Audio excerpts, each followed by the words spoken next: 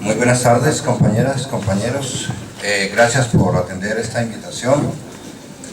Hoy vamos a tener la oportunidad de escuchar al compañero Otto Higuita, que ha venido y que está en una gira por Europa y nos va a contar un poco más detalladamente sobre lo que ha sucedido con los acuerdos de paz en el país, en Colombia, desde los años 50 hasta el momento. Buenas tardes, compañeros y compañeras. Bueno, es un honor para mí estar aquí con ustedes reunidos hoy, abordando, digamos, uno de los temas que son centrales en este momento en el debate, tanto en Colombia como en la región. Y quería empezar por aclarar que esta bandera ojalá se lea mucho más allá de Colombia, que al menos tenga un contenido internacionalista también. Sobre todo porque este auditorio debe ser muy consciente de lo que está en este momento marchando en el continente. Los ataques constantes contra Venezuela, por ejemplo, el mismo acuerdo de paz en Colombia que está en un vaivén ahí, que es interesante, ya que luego miremos cuál es como mi tesis con este ensayo.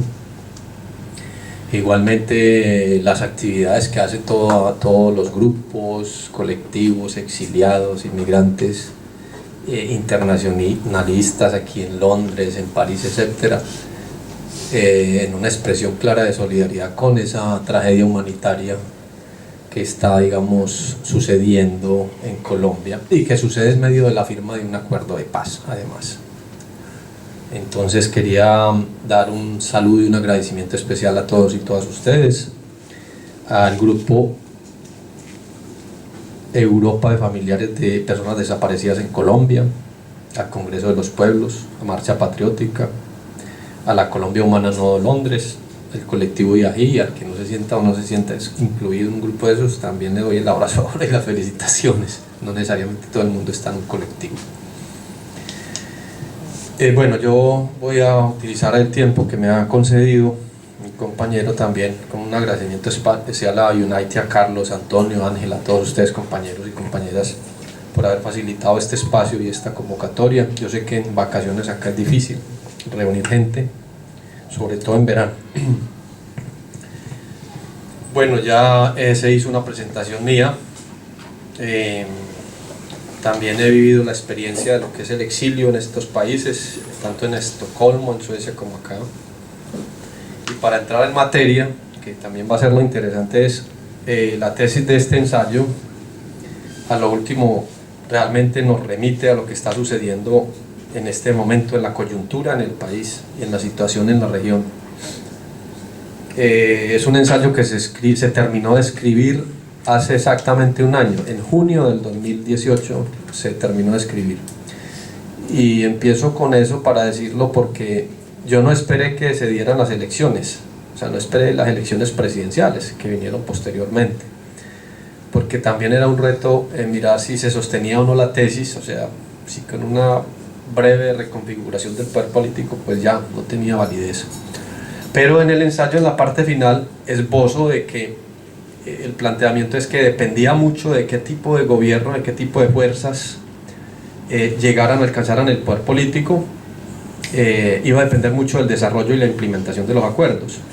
Y en efecto, como ha venido señalando, toda la crítica que se le ha hecho a los acuerdos de paz, sobre todo al incumplimiento, no en sí a los acuerdos, es que precisamente retorna unas fuerzas políticas, unos partidos políticos que yo he venido llamando los partidos de la guerra. Yo creo que es un término muy preciso para señalarlo, porque cuando se vino el debate sobre Duque en Colombia, Duque fue alguien que se sacó debajo de la manga Álvaro Uribe Vélez en su búsqueda de quién podría ser el candidato a la presidencia por el Centro Democrático, teniendo en cuenta algo que también sabemos ya cierto, que él parte de la tesis de que Juan Manuel Santos, un burgués de cuna, del sector financiero, de tradición, de la historia de las viejas oligarquías en Colombia, él parte de la tesis de que Juan Manuel Santos los había traicionado. Y ustedes recuerdan bien por qué argumentan ellos que los había traicionado. Pues precisamente por el tema de que él, en un momento determinado entre el 2011 y 2012, llega a la conclusión de que Colombia ha madurado las condiciones para sentarse en una mesa de negociaciones con las FARC, y si era posible con el ELN, etc. Entonces, con base en eso, ese sector guerrerista, esos partidos de la guerra, lo declaran un traidor, porque recuerden que Juan Manuel Santos gobernó 8 años con el beneplácito y con el apoyo del Partido Centro Democrático y de todos los mismos partidos, Cambio Radical, Partido de la U, etcétera, liberales, etc. Y la otra razón por qué lo llaman traidor es porque él reconoció que en Colombia había un conflicto social y armado, cuando los partidos de la guerra, como el Centro Democrático, venían sosteniendo que en Colombia no había un conflicto social y armado, ni un conflicto político, que lo que había era unas bandas de terroristas que atacaban al Estado y la sociedad. Y esa tesis la han venido acuñando y la han venido posicionando. Entonces esa fue la primera razón que reventó esa alianza que traía anteriormente todo ese sector guerrerista con estas otras tendencias liberales también de la burguesía, como la que encabeza Juan Manuel Santos, que propició el espacio, la mesa de diálogos y el acuerdo con las FARC. Ese es un primer elemento que quería dejar ahí como énfasis a eso que se dio ahí. Bien, lo segundo es, ese proceso fue un proceso bastante largo, como ustedes bien saben, es un proceso que inició, creo que antes del 2012, en el 2010 ya empezaron unas conversaciones bajo la mesa, ¿no? Unos acercamientos, pero quiero ubicar lo siguiente.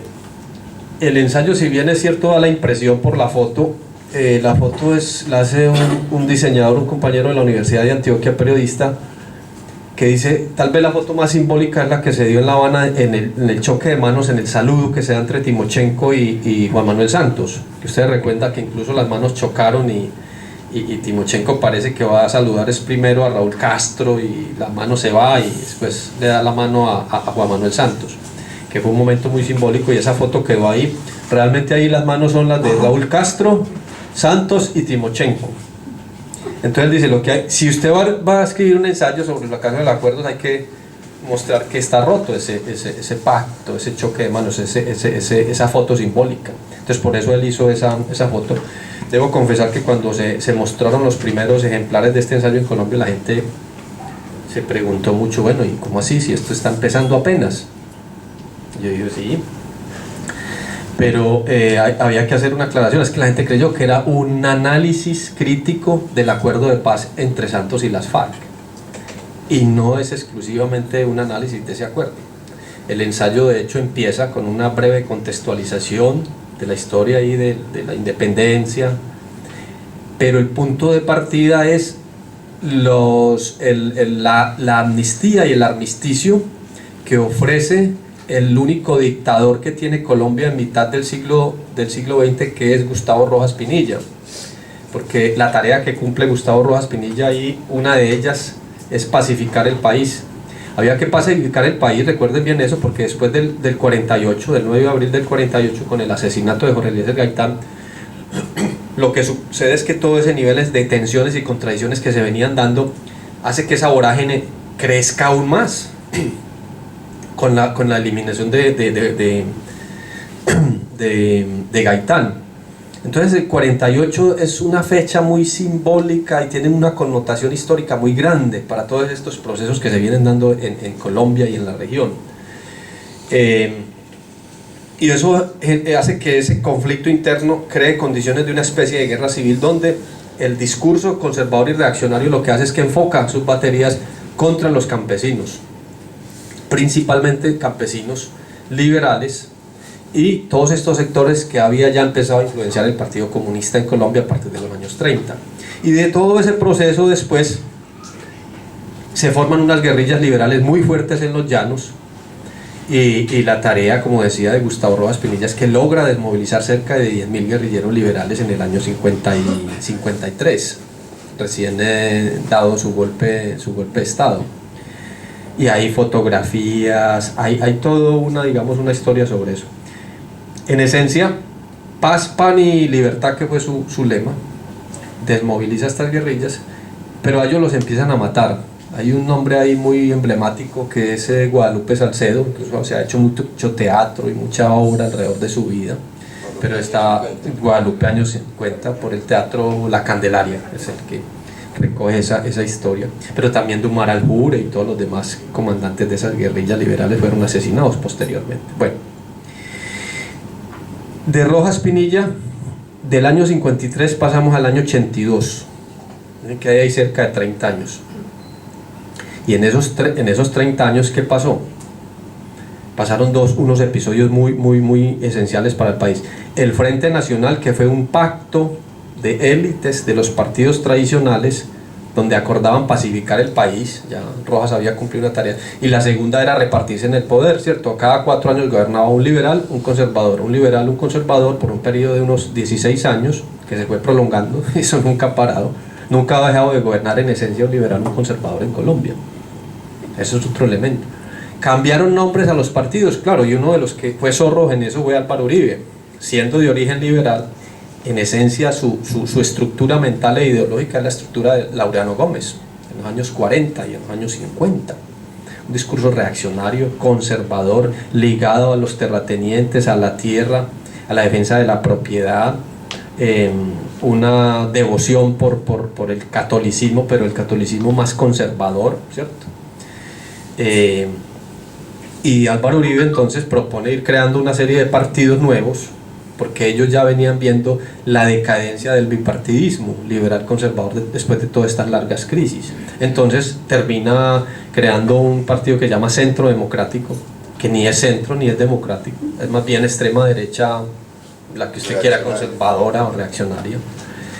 Luego le siguen digamos el juego otro, ¿cierto? Entonces cada partido de la U, Cambio Radical, etcétera. Todos se desmarcan, o sea, Vargas Llera, toda esta gente que viene de esas dos colectividades históricas, se desmarcan un poco de ellas. Sigue existiendo el Partido Liberal en efecto y el Partido Conservador, pero en vista de esa situación van cambiando los nombres.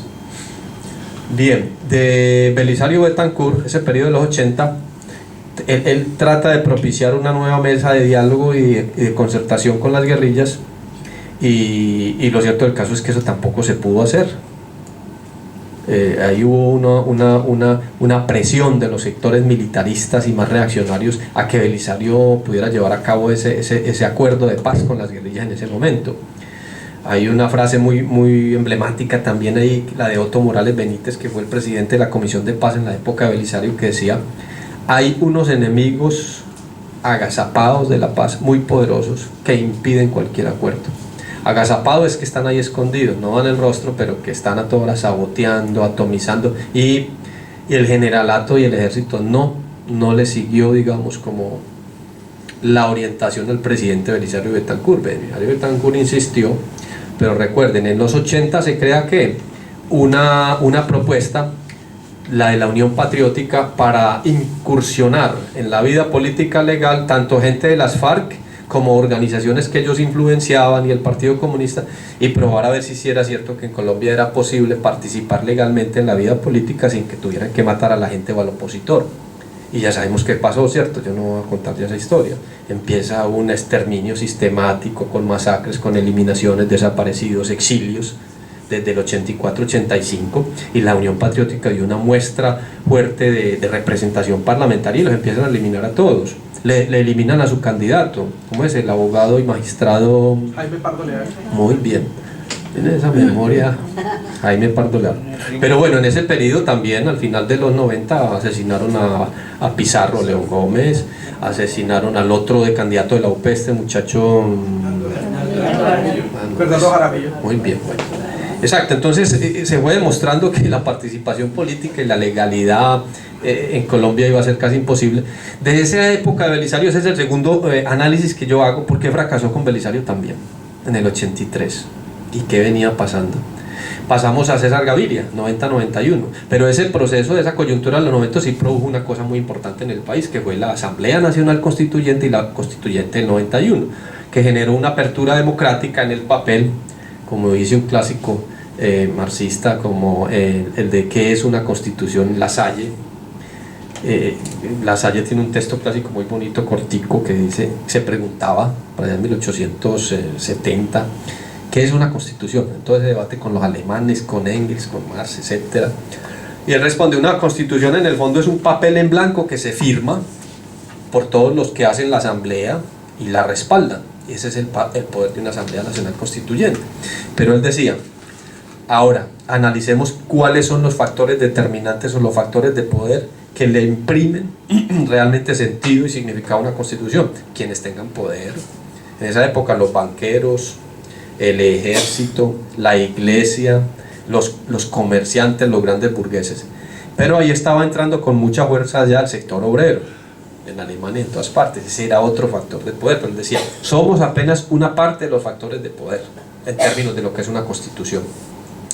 Lo cierto del caso es que la constituyente del 91, por toda la apertura que hizo, en teoría es la constitución del Estado Social de Derecho. Pero ¿qué ha pasado después del 91? Que ha sufrido una contrarreforma permanente, ¿cierto? Ha habido por lo menos 25 reformas a esa constitución que empiezan a quitarle y a sustraerle las esencias más democráticas de su contenido. ¿Y quién hizo eso? Pues si lo vemos en términos de tensión, conflicto y dialéctica, pues la derecha, que vio ahí que estaba perdiendo espacio, ¿cierto? Entonces, alrededor de la constitución misma desde el 91 ha venido un debate y una lucha muy fuerte. Bueno, César Gaviria, ¿qué hizo? Logró un acuerdo con el M-19, después del 85, el asalto al Palacio de Justicia y todo lo que pasó. El M-19 necesariamente tiene que cargar con esa responsabilidad.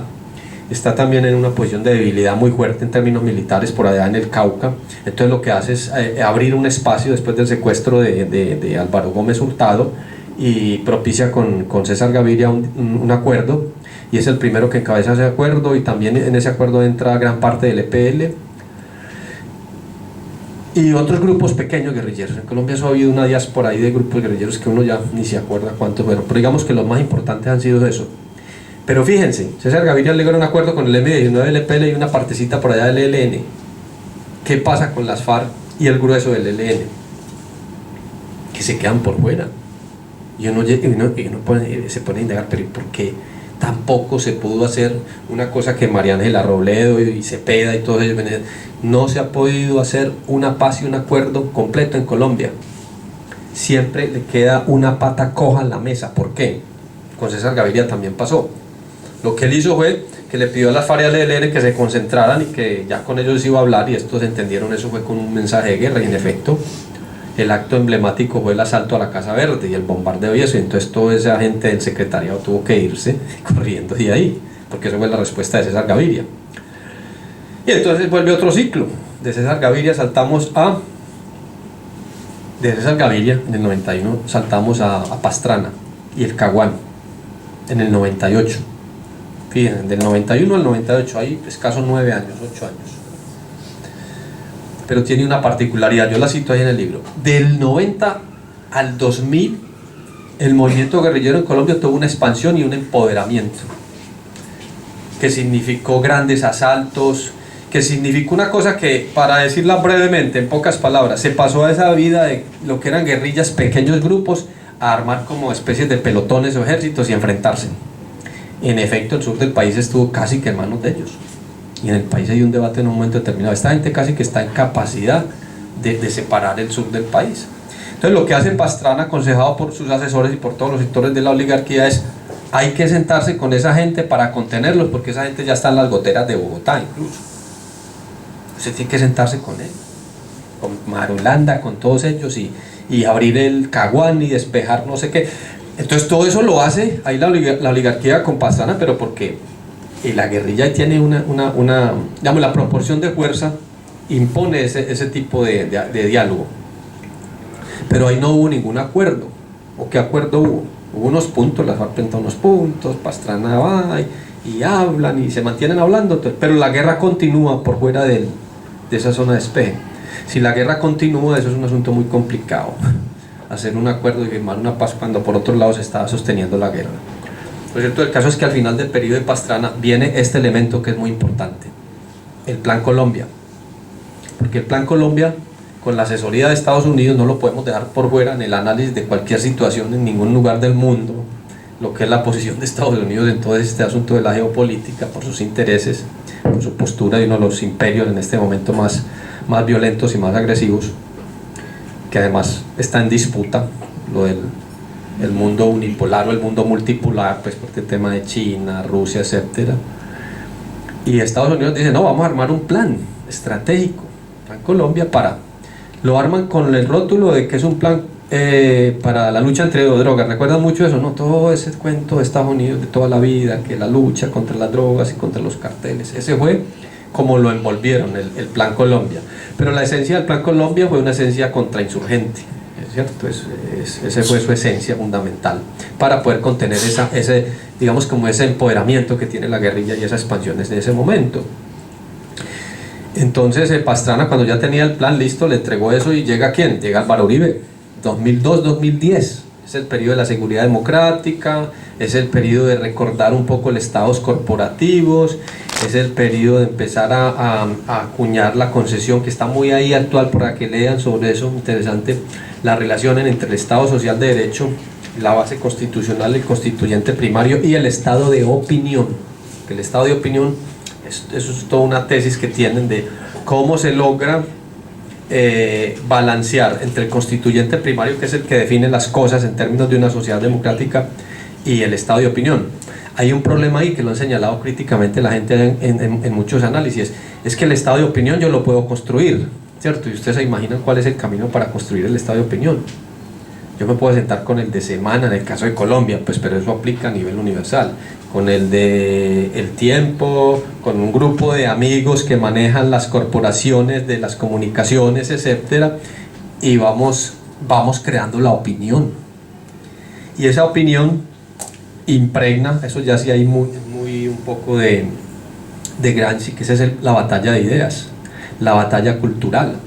Entonces, con un bombardeo constante de los medios, RCN, Caracol, todos estos medios, alrededor de una visión, de unos intereses, la gente termina creyendo en ese discurso. La gente más excluida, más golpeada por la economía, por la exclusión, por la pobreza, termina votando gobiernos de derecha, como ha pasado en Colombia toda la vida republicana. Y eso Chomsky ya lo dijo hace mucho rato, y en muchas sociedades. ¿Cómo es posible que los pueblos en unas condiciones de miseria y desempleo como las que se tienen voten gobiernos neoliberales? Y él lo explica en sus textos, y es por ese tipo de cosas. Entonces el uribismo lo que acuña es la seguridad democrática, recoge la ofensiva de George Bush, no sé si se acuerdan de esa época, después del ataque a las Torres Gemelas, que dividieron el mundo y el conflicto en el mundo como una especie de culturas y procesos, todos los musulmanes y los árabes, que se convertían en una amenaza para Occidente porque iban a hacer actos terroristas, etcétera, etcétera. Con lo de las Torres Gemelas, lo que dice Bush es que hay que mantener una guerra que permanente o eterna, una guerra, en fin. Y entonces seleccionan una serie de países en conflicto, con problemas muy jodidos como Irak, Afganistán, Irán, y luego en los últimos años eso ha venido pasando a Libia, Siria. Pero en Siria hay que hacer un alto, ya sabemos por qué, porque un poco ya los rusos y otra gente y los turcos y los chinos dicen, venga, pongamos como una línea roja con esta gente, porque terminan un poco pues expandiendo su poder y imponiéndose sobre todo el mundo con ese discurso de los terroristas y tal, y resulta que detrás ahí es otra cosa. Entonces Siria fue como el punto ahí de contención o de disputa todavía. En todo caso, los Estados Unidos no pudieron hacer lo mismo que querían hacer, como lo hicieron en Afganistán, en Irak y en Libia. Bueno, traigo a colación eso porque el Plan Colombia, en su esencia contrainsurgente, duró 15 años y significó todos esos 15 años del Plan Colombia fueron siempre, para que lo recordemos, capturas masivas con acusaciones de la gente de que eran colaboradores, simpatizantes de terroristas, porque ese fue el término que se usó, porque lo que hace el discurso del uribismo es que recoge de Bush todo el discurso antiterrorista, lo aplica a la realidad colombiana, y eso coge una fuerza impresionante. La población, además del bombardeo, eso que decimos a través de los medios, se alindera al lado de todo ese discurso de la extrema derecha. Hacen una movilización grandísima en el 2008 contra el secuestro, no sé si se acuerdan, esas ciudades todas, millones de gente en las calles. Entonces el 2008 es como la madurez, el culmen de todo ese discurso, y eso hace obviamente que empieza a retroceder toda la influencia de estas guerrillas, etcétera. Pero el Plan Colombia tiene un componente militar y tecnológico y de inteligencia muy fuerte, que es el que los golpea. Resumidamente podríamos decir, el Plan Colombia consigue volver a arrinconar a las FARC. De eso que dijimos ahora de los 90, a finales de 90, especies de desdoblarse como guerrilla y volverse en un ejército, a volver a ser guerrilla, en pequeñas unidades, muy desconectados, muy descomunicados. Bajo esas condiciones, Ya hechas, Uribe dijo, ya no hay que dialogar con esta gente, ya no hay que negociar, ya sigue la derrota. Y la extrema derecha concentra su oferta en estos términos, que no es oferta. Es ustedes cárcel, es lo que les ofrecemos, desmovilícense, pidan perdón y puede que les respetemos la vida. En caso tal los extraditamos, como hicimos con unos socios que teníamos ahí paramilitares. Esa es la oferta de ese discurso, pero esa es la oferta. Y al ELN por eso le estáis diciendo, ustedes concéntrensenos, es más, con ustedes no va a haber nada, a ustedes los vamos a eliminar. Pero ¿por qué sacan esa tesis? Porque ellos sienten que desde el Plan Colombia van en una ofensiva y van haciendo retroceder ese movimiento guerrillero, y porque hay un cansancio en la población, y porque hay un desgaste impresionante de tantos años de guerra y de conflicto, porque hay muchos afectados, porque hay, en fin, eso cambió completamente la situación. Finalmente, y la manera como se lleva a cabo esa ofensiva, lo dice un artículo de New York Times hace como unos 2 años. Yo hice una traducción y después escribí un artículo sobre eso.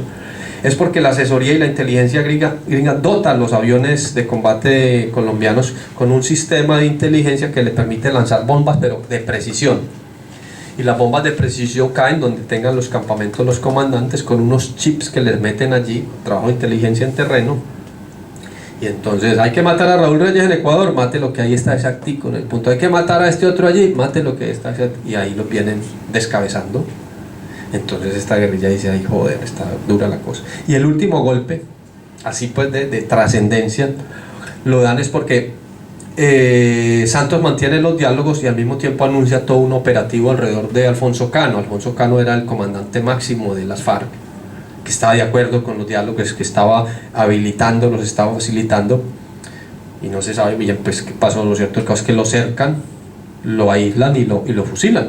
A él no lo detienen. Esa denuncia lo hizo el obispo de Cali, dijo, a ese hombre lo tenían que haber capturado, sí, porque estaba desarmado, sí, a las reglas de los conflictos internacionales nos acogemos. Lo cierto del caso es que Santos da la orden de que lo asesine, pero para decirle al resto de los jefes y comandantes de la FARC, negocian o no negocian, pero con la cabeza de Santos en la mesa. De hecho hay una tensión muy fuerte, y el mismo Timochenko ha dicho que casi nos paramos de la mesa, en fin, de ir sin Cano. Entonces eso muestra, ahí la burguesía está diciendo, no, nosotros seguimos fuertes, no vayan a creer, seguimos en esa misma dinámica. Bueno, se abren todos esos diálogos. Los movimientos sociales tuvieron un papel muy importante allí, todos los movimientos sociales que ha habido en Colombia. Uno que jugó un rol destacado, lo digo no solamente porque hice parte de Marcha Patriótica, es levantar la bandera de los diálogos, la mesa de diálogo y los acuerdos de paz. Y se hicieron unas grandes movilizaciones entre el 2013 y el 2015, la de Bogotá con 1 millón de personas que llenamos Bogotá, y pues con una movilización. Petro, siendo alcalde, facilitó mucho esa llegada a Bogotá, transporte, etcétera, etcétera. Congreso de los Pueblos también ha acompañado esos procesos. La minga indígena, ustedes recuerdan, y esa alianza que se hace entre campesinos afros e indígenas alrededor de la minga indígena, y el paro agrario del 2013 que César Pachón incluso estuvo. César Pachón es producto de ese proceso en las luchas campesinas y la denuncia de lo que significaron los TLC, la pobreza del campo, etcétera, etcétera. Y todos esos procesos desembocan en este acuerdo. Bueno, ese es realmente de lo que trata el ensayo. Hay una pregunta que lo atraviesa todo el tiempo, esa que dije ahora: ¿por qué entonces han fracasado? Llevan 5 grandes intentos históricos de culminar con un acuerdo el conflicto armado. Y hago esta diferencia porque recuerden ese debate, hubo mucho de que si era posconflicto, posacuerdo. A mí me suena posacuerdo. Posconflicto no puede haber. ¿En qué sentido? Todas las sociedades necesariamente van a tener un conflicto. La inglesa, cualquiera europea, en unas es más intenso que otro y estalla de una manera diferente, depende de las condiciones.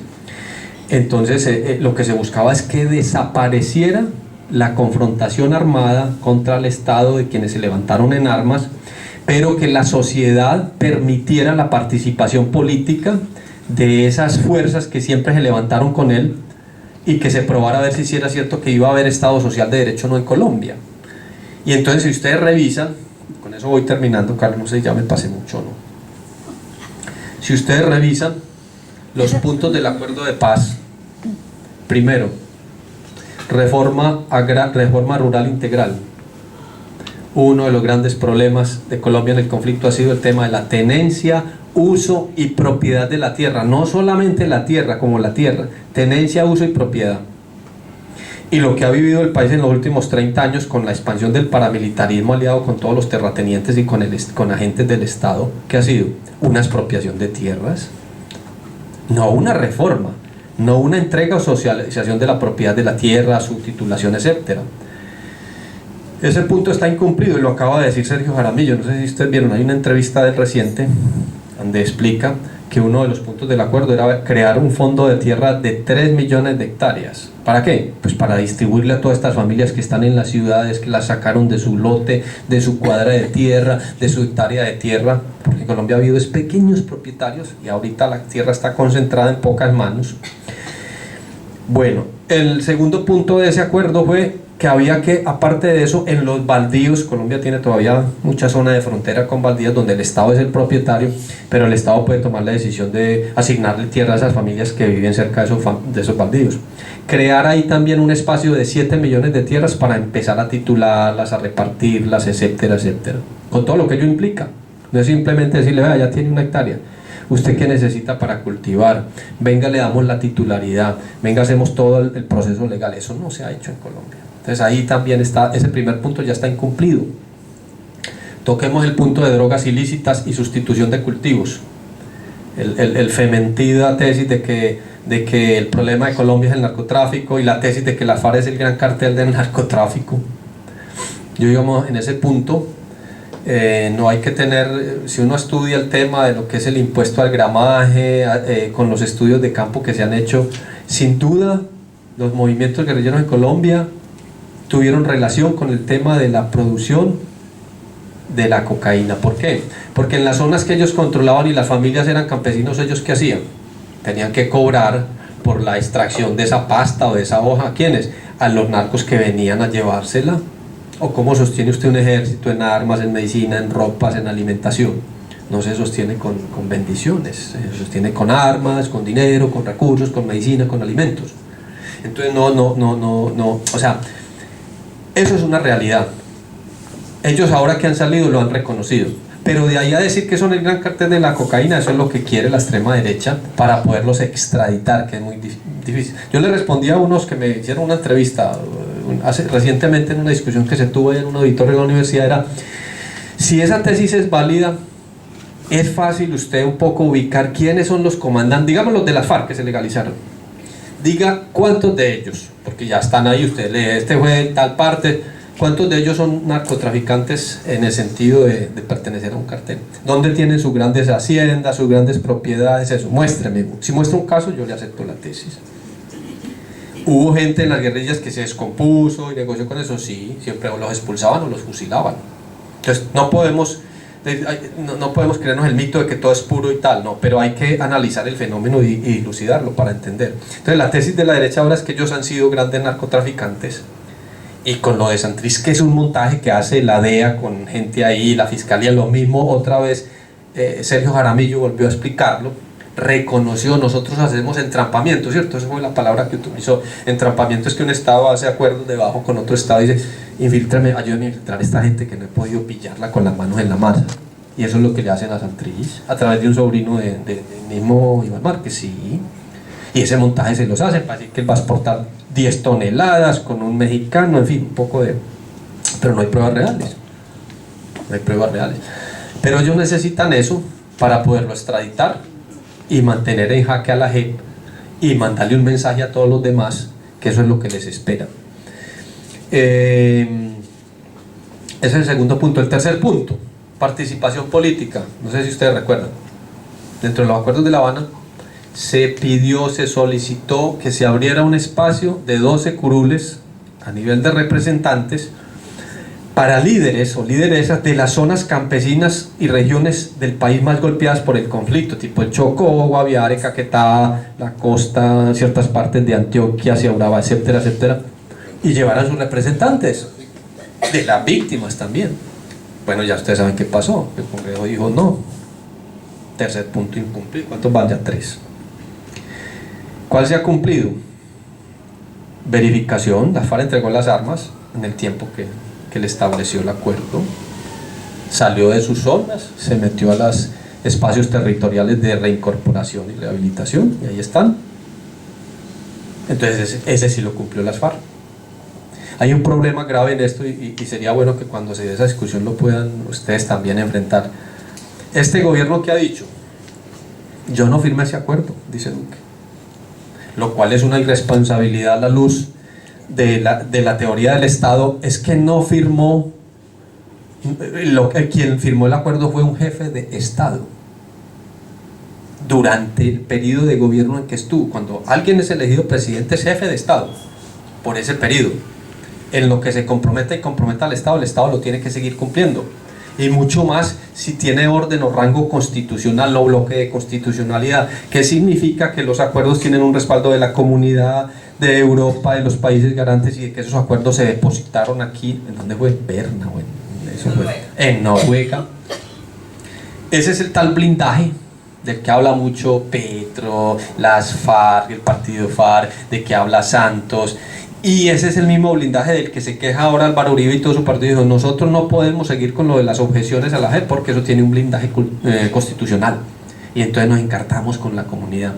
Entonces, ¿qué hacemos? Lo que ellos han dicho, aspiramos a ser mayoría nuevamente en el Parlamento para no tener que pedirle permiso a nadie, ni buscar alianzas con un partido que de pronto no nos la quiera dar, porque en realidad ellos son el 31% del Congreso nada más, y por eso no les ha ido tan bien. Por eso, como ustedes ven, están intentando ahí sí otra vez todas las formas de lucha. Todas las formas de lucha. Está vivo el paramilitarismo, está vivo el estado de opinión, y vienen digamos, poniendo en puestos claves de que tienen que ver con la educación, desarrollo del modelo educativo. El Archivo Nacional en este momento está en manos de un uribista. El Centro Nacional de la Memoria Histórica está en este momento en manos de Darío Acevedo, que fue profesor en la Nacional y lo conocí yo en mi época. Darío Acevedo es un historiador revisionista y negacionista. Y el problema con la aplicación de esa realidad en Colombia es que la historia la vamos a narrar nosotros, que es la historia de que aquí ha habido unos terroristas levantados contra el Estado y la sociedad. Entonces yo voy escribiendo la historia, y las víctimas por eso se negaron y le pidieron otra vez los archivos que le habían depositado el Centro Nacional de la Memoria Histórica, porque dijeron, con este señor que niega, este señor que dice que aquí no ha habido un conflicto social y armado y que ha habido esto otro, ¿cómo vamos nosotros a... ¿qué le vamos a decir? No le tenemos nada que decirle. Y han venido retirando todos sus archivos. Y ellos tienen un think tank, una especie de centro de pensamiento donde está José Obdulio Gaviria, está, bueno, ellos ahí, y son los que andan un poco modelando eso. Estuvo en discusión la libertad de cátedra, no sé si ustedes enteran, dijeron que había que modificarle la libertad de cátedra, claro. Entonces, si se fijan, si ellos cogen todos esos puestos con sus cuadros, eso va a tener una incidencia en la realidad, en la lectura de la historia, en el modelo educativo, en todo, en lo que ha venido pasando. El punto sobre verdad, justicia, reparación y no repetición. ¿Qué hay? La JEP. ¿Qué hay? La Comisión Histórica de la Verdad. Pero ustedes ya ven cómo está embolatado eso. Ustedes ya ven cómo está la ofensiva permanente para acabarla. Lo último que están haciendo es ¿qué? Un referendo por recolección de firmas, 1.800.000 firmas, que encabeza Ervin Hoyos. Después ya les cuentan aquí ustedes quién es Ervin Hoyos, el periodista, la voz del secuestro, un tipo de extrema derecha. Él la encabeza, y el Uribe salió a decir en una entrevista reciente que oímos hace una semana, dijo, no lo convocamos como Centro Democrático, nosotros no, eso es un grupo significativo de ciudadanos, pero si ustedes me preguntan si voto el referendo, yo sí lo voy a votar como individuo. Es decir, si pierden, no fue el Centro Democrático. Exactamente. Entonces, ¿por qué? Porque ellos ya se avisoran que si hay un despertar en el país, hay un despertar, y lo vimos con la Colombia Humana y con la disputa por la presidencia. Históricamente no se había visto que más de 8 millones de personas dijeran vamos a votar por este señor Gustavo Petro, este líder, porque recoge la idea de un progreso, de un cambio, de una transformación mínima en Colombia. La idea de una apertura, todavía es una apertura, nosotros todavía estamos peleando porque haya una apertura real en Colombia, una apertura democrática. Bueno, no los No los caliento más con tanta información. Espero haber dejado un estímulo para leer este libro. Mi tesis en esencia dice: ¿por qué sigue siendo imposible cerrar el largo ciclo de violencia en Colombia después de tantas décadas de confrontación y de tragedia humanitaria? Mi tesis va por este lado, porque durante todo este periodo el consenso mayoritario en favor de una tesis o la otra, o de la paz o la guerra, ha estado en quienes han propiciado y conducido la guerra. Y nosotros, el sector alternativo, la izquierda, estas guerrillas que se desmontan, no hemos logrado esa mayoría, ese consenso en la población. Ese consenso se necesita en la población, si no, ahí nunca vamos a ganar eso.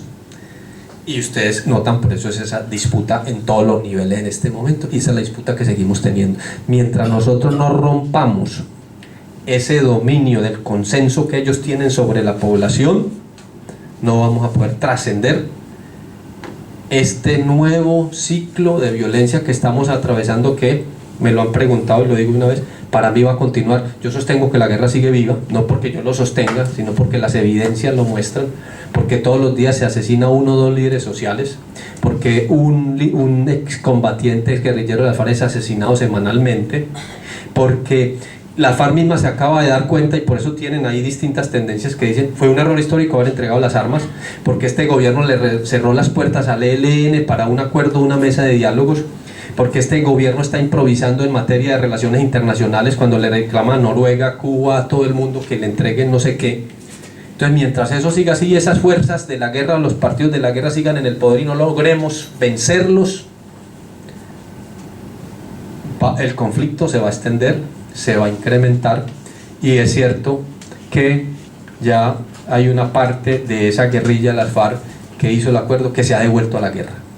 La guerra no va a ser igual, eso ya tiene otras reconfiguraciones, pero si ustedes quieren, ¿cuál es el mensaje? Es prepararnos para hacer ese tipo de jornadas como con la que ustedes acaban de empoderarse otra vez aquí en Londres, con el recibimiento que se le hizo a Iván Duque, que les ha dolido tenazmente, que se ha generado un debate en Colombia y unas acusaciones muy fuertes en Colombia contra